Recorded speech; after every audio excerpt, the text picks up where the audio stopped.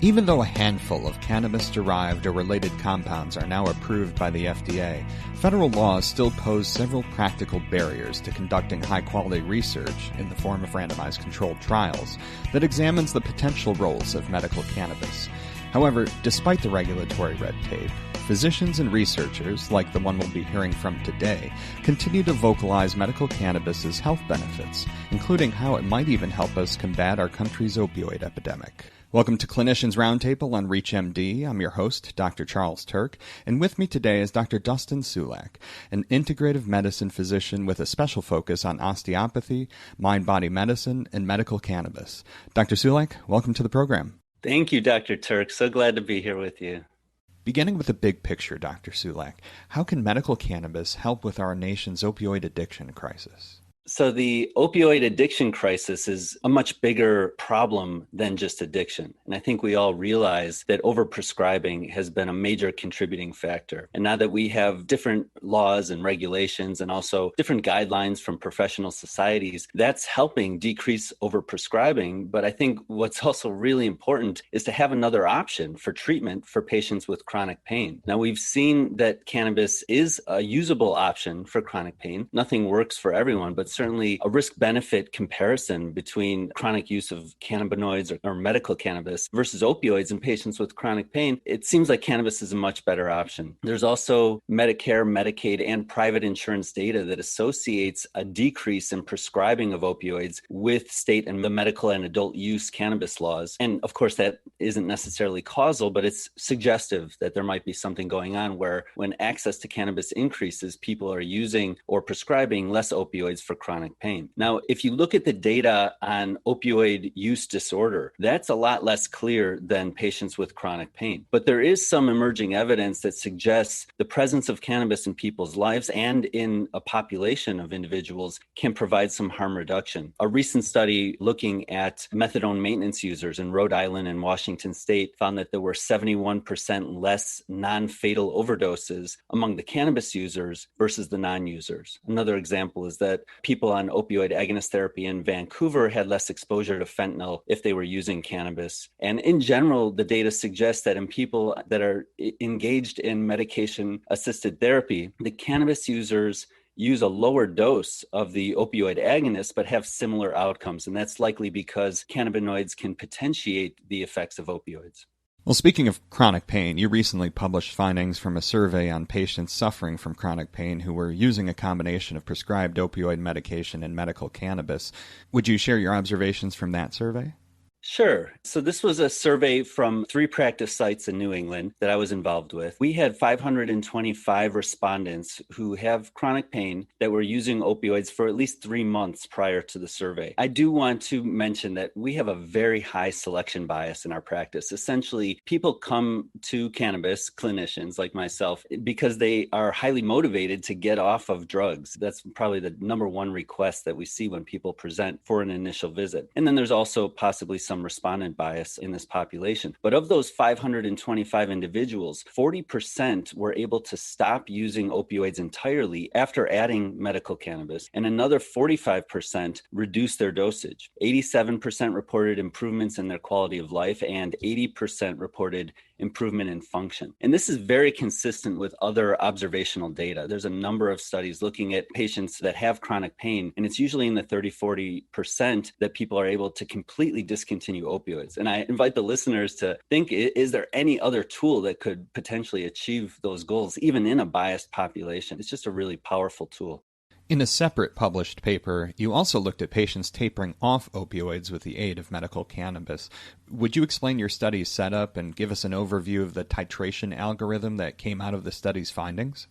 Sure. So this was a modified Delphi process, which is basically in the absence of gold standard data that can provide clinical guidelines. What this group of cannabis clinicians decided to do was come together to make recommendations based on their expertise and their experience on the front lines of the clinic. And so this was a paper that basically just kind of made it simple for clinicians that don't have a lot of experience with cannabis, recommend or guide patients that are wanting to add cannabis to their opioid treatment and how to titrate cannabis and taper the opioids. And so basically, we start with the oral route of delivery. Cannabis has many different routes of delivery. And to initiate with a CBD dominant product, which could contain some THC, but it would just be more on the CBD side, with a starting dose between 5 and 20 milligrams of total cannabinoids, and to titrate up. And then if that titration seems like it's not working, and we didn't give a specific dose, but just my clinical experience would be after around 50 milligrams, it starts to get expensive for the patient, then we would start adding in more THC at a level of 0.5 to 3 milligrams per day and increasing by 1 to 2 milligrams every 1 to 2 weeks. And so I hope that at least orients the listener to milligram ranges of these compounds. CBD somewhere between 5 and 50 milligrams per day might start to help with pain, but it works really well for some people, but it's not a very powerful agent, and it does get expensive at the higher doses. THC, often effective, I would say in a daily dose between like 2 and 20 milligrams, can work really well for people with chronic pain that are looking to substitute opioids. And then for breakthrough pain, the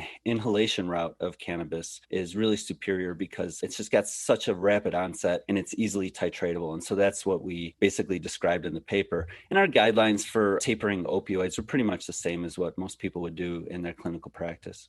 For those just tuning in, you're listening to Clinicians Roundtable on ReachMD. I'm Dr. Charles Turck, and I'm speaking with Dr. Dustin Sulak about his research on medical cannabis, including how it may help us combat the opioid epidemic. Now, Dr. Sulak, it's clear from our discussion that you've done quite a bit of research on its health benefits, but are there other potential therapeutic avenues in which you see medical cannabis having a potential role and where you hope it'll be studied further?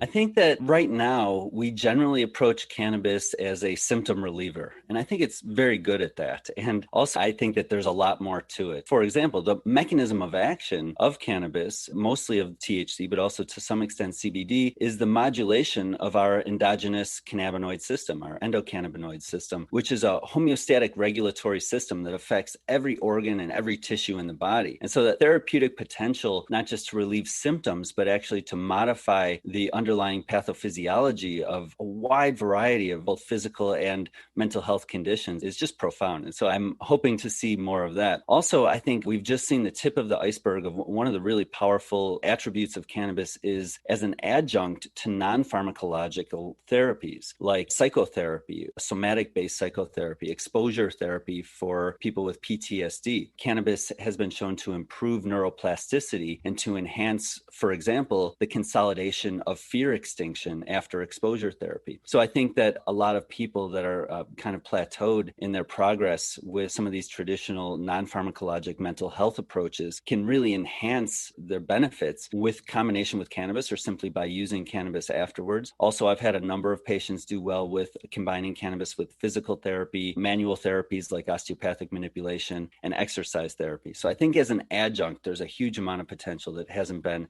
explored. You were the senior author recently on a survey of cannabis clinicians. What did that study find? So in general, that study found that people like myself who are actively practicing with cannabis and who consider themselves cannabis clinicians didn't learn about this in medical school and didn't even learn about the endocannabinoid system in medical school, which is kind of a crime because it is such a cornerstone of our capacity to respond to injury and to maintain health. It's just a very primary regulatory system in the body. So it's still not being taught, at least as far as I know. And according to the survey, no one really learned about it in their traditional education. People were learning about it at conferences and by going to the primary literature. The other thing that I found interesting in that survey is that 81% of us were receiving referrals from mainstream medical providers. I encourage the mainstream medical providers listening to this show to locate the local cannabis expert. And if you have a complex case, I encourage you to identify candidates for cannabis treatment or for patients that are asking and you don't really know the answers. Find out who you can refer them to. My other suggestion is selfishly, I'll promote my new book called Handbook of Cannabis for Clinicians, Principles and Practice, which is a really accessible guide for both people that are cannabis experts, but also those that know little about it and want help identifying good candidates for treatment. We're almost out of time for today, but before we wrap up, Dr. Sulak, what would you like to share with our listeners who might be hesitant to prescribe medical cannabis to their patients? Are there any key points you'd like them to know?